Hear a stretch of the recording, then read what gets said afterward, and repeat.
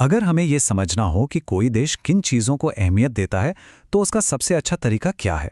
चलिए, एक दिलचस्प काम करते हैं।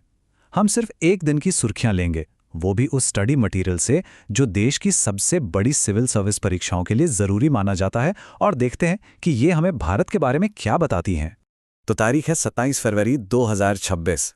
सवाल यह है कि इस एक दिन में 1.4 अरब लोगों का ये देश आखिर किन मुद्दों से जूझ रहा था और अपने भविष्य के लिए कौन से मौके बना रहा था।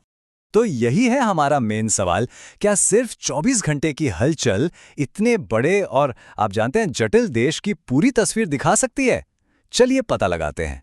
सबसे पहले नज़र डालते हैं विदेश नीति पर। इस दिन भारत जो इंटरनेशनल स्टेज पर कर रहा था, उसमें बड़े ही कमाल के विरोधाभास थे। देखिए, एक ही टाइम पर भारत दो बिल्कुल अलग अलग डिप्लोमैटिक ट्रैक पर चल रहा था।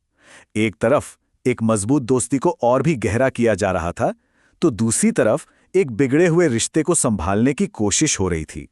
इजराइल के साथ रिश्तों में तो जैसे एक जबरदस्त उछाल आया, जिसे विशेष रणनीतिक साझेदारी का दर्जा दिया गया।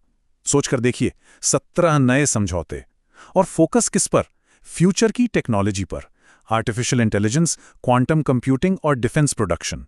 और ये सिर्फ कोई कारोबारी रिश्ता नहीं है, इसकी जड़ें भारत में यहूदी समुदाय के 2000 साल पुराने इतिहास में भी हैं।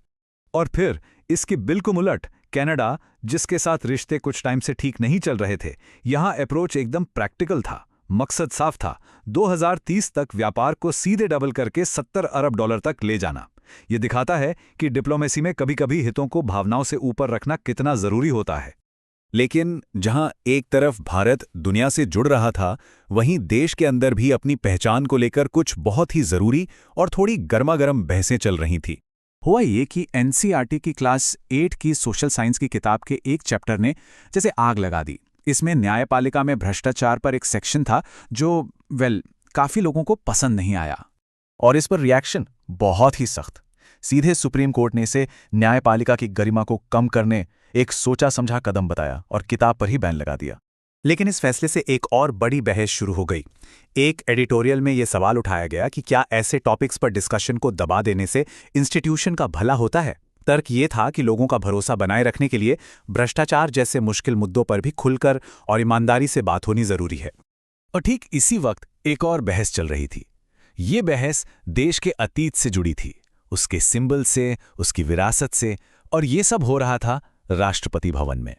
राष्ट्रपति भवन से उसके आर्किटेक्ट एडविन लुटियंस की मूर्ति को हटाकर भारत के पहले भारतीय गवर्नर जनरल सी राजगोपालाचारी की मूर्ति लगाई गई। इसे औपनिवेशिक मानसिकता से आज़ादी के एक सिंबल की तरह देखा गया। लेकिन इस कहानी का एक दूसरा पहलू भी है।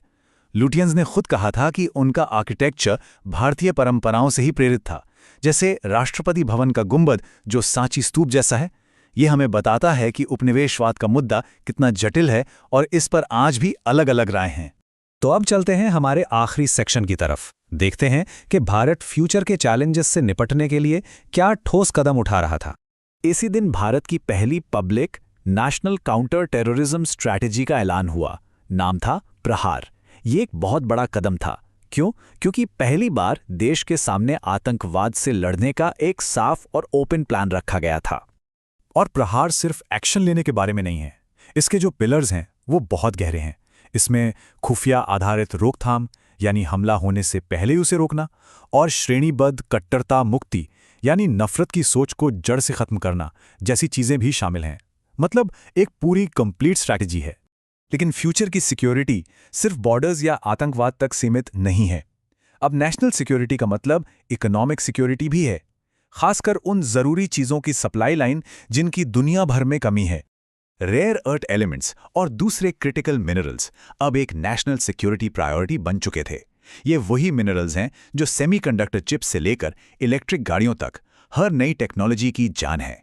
और यहाँ पर इजराइल जैसे टेक्नोलॉजी पार्टनर्स के साथ रिश्ते और भी जरूरी हो जाते हैं, ताकि इन जरूरी चीजों की सप्लाई कभी न रुके। तो जब हम 27 फरवरी 2026 की इन अलग अलग खबरों को एक साथ जोड़कर देखते हैं, तो हमें क्या दिखता है? एक ही दिन में हमें एक ऐसा देश दिखता है जो कई मोर्चों पर एक साथ काम कर रहा है, दुनिया में अपने रिश्ते संभाल रहा है, देश के अंदर अपने इतिहास और इंस्टीट्यूशंस की पहचान को लेकर बहस कर रहा है और इन सब के साथ साथ अपनी सिक्योरिटी और इकोनॉमी के लिए सॉलिड फ्यूचर प्लानिंग भी कर रहा है। और यहीं पर हम इस आखिरी सवाल पर आते हैं, जैसे जैसे भारत दुनिया में अपनी महत्वाकांक्षा पूरी करने के लिए आगे बढ़ रहा है, क्या वो अपने अंदर चल रही इन जरूरी बहसों को सुलझा पाएगा? हो सकता है इसी बैलेंस में उसके आने वाले कल की कहानी छिपी हो।